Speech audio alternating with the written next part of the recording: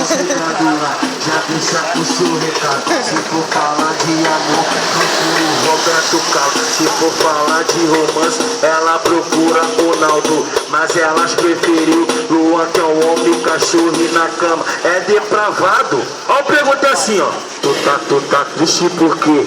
Tá carente por quê? Cabisbaixo porque na casinha das clientes elas cuidam de você.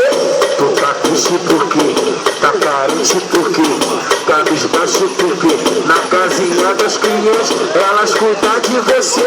Chegando lá é os homens que mandam. Quando a tropa chegou a casinha vira zona.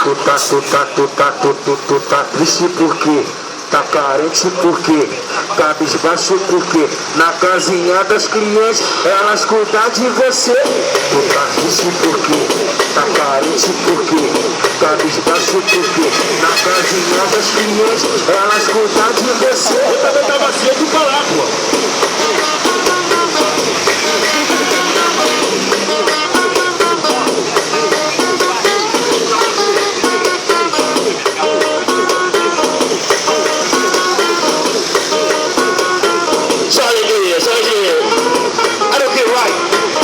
Tu tá triste porque tá carente porque cabisbaixo porque na casinha das clientes elas cuidam de você.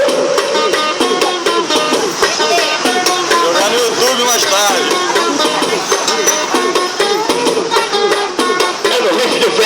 Chegando lá, já deixa o seu recado. Se for falar de amor, procura o Roberto Carlos. Se for falar de romance, ela procura Ronaldo. Mas elas preferiu Luan, que é um homem cachorro e na cama é depravado.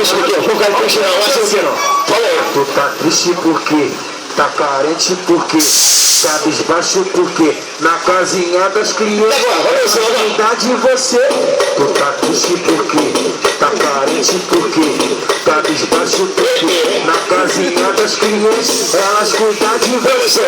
Chegando lá é os homens que mandam. Quando a tropa chegou a casinha vira zona. Tu tá triste porque tá